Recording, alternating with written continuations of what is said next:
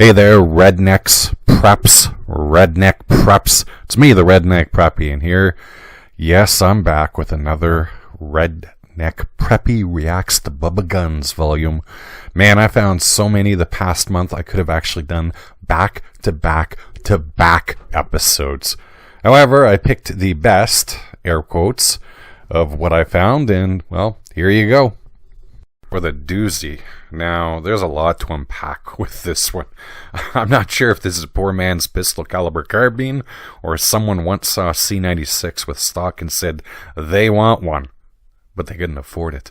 It's hard to pick the worst thing about this. Is it the AR buttstock, the homemade grips, all that junk in the front? I thought it was supposed to be in the back where the junk was. You know, while we're talking bubba'd revolvers, here's another one. The red dot sight is almost awe-inspiring in its bubbitude, but when combined with the flashlight, Lord help us. At this point, if you need a home defense handgun, I'd actually suggest a high point over this. It's actually more dignified. I guess someone was really inspired by Fallout to do this to a Lee Enfield SMLE. At least I think that's what this one was once. This may be the worst Bubba of one I've ever actually seen. You know, you don't see a lot of bubba'd M1 carbines, so here's two to despair over. I'm kind of at a loss as to why you'd obrez two of them, let alone one. Or any of them, especially considering how small, light, and handed they are already. But Bubba's know no limits to their inventiveness or destructiveness. Shoot a lot of guns, but still need tools wherever you go? Look, you know what? We all joke about losing that 10mm socket or wrench, but this might actually be going too far. At least they didn't cheap out on the wrench. You know, I bet you that snap-on wrench might actually be worth more than the rifle it's on. You know, it's not a revolver this time, but the same principle as the first gun we looked at. And I have to say I'm impressed at what I think is that adjustable cheek rest. Yeah, all of this is an example of a ton of work going into a Bubba job that's actually worth less than the sum of its parts. Alright, it took us a while to get here, but here's our first example of I can't afford the real thing, so I'm just going to fake it. Do you want a FAMAS but can't afford one? Or even find one for that matter? Just hack your AR-15 into one of them. Now, who do you think you're actually going to fool with this thing? Alright, back to Lee Enfield's, this time a number 4 Mark I. It's not the worst if that mounted scope wasn't attached by drilling and tapping. That rifle might actually be salvageable. I guess somebody really wanted a number 4 Mark I T sniper.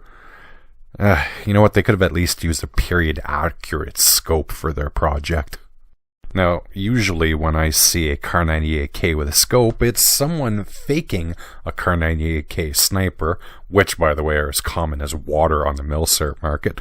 But, unfortunately, this is one of Paul Mauser's ladies, perverted by some Bubba. Why does that AR-15 pistol grip feel so wrong? At any rate, I'm not sure what the hell they were doing here. Like a weird fake PSL or a Dragunov sniper? I don't know.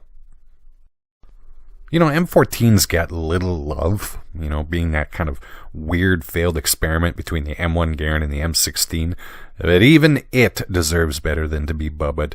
You know, this isn't actually horrible, but that pistol grip destroys what could have been an acceptable build.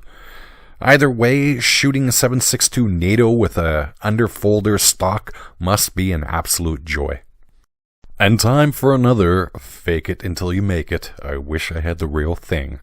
Hey look, there ain't no shame in not being able to afford an FG42. They only made 8,000 of the damn things, and they're worth 5 figures a pop.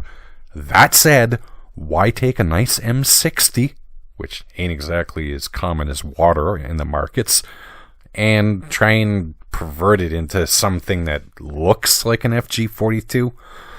Yeah, maybe they did it for historical irony reasons, given that the M60 is actually based off of the FG42.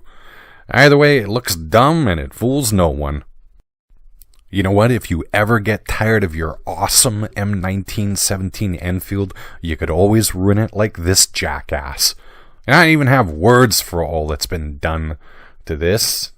It all literally looks handmade and like crap. The good news is that you can actually find replacement stocks for these, but it's missing so much original hardware it might not actually even be worth it. Cool fact, Sergeant Alvin York was actually issued an M1917, but disliked the sights, so he traded it for an M1903 Springfield. Hey, if you thought an episode would go by without an SKS-45, well, obviously you were wrong. You know, we've seen them before, the bullpupped SKS. At least this one looks decent, and perhaps it's not a permanent modification, though I expect that they would have to modify the trigger pack for this to actually work. I have to say, it's a Bubba, but it's actually a pretty damn nice job. Still don't do it, though. You know what, I'm going to be honest with you. I'm not entirely sure what the hell this thing once was. I get the feeling it was a Heckler & Koch UMP, you know, that's been bastardized into an STG-44 looking thing. I don't know, man. H&Ks are pretty pricey to be getting one like that, and ending up with something that looks as stupid as that.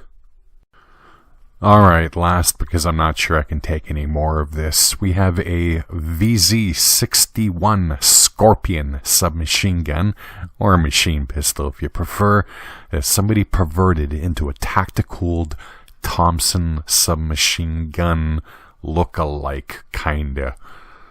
I'm actually impressed. No, not really. Woo! We managed to make it through another video.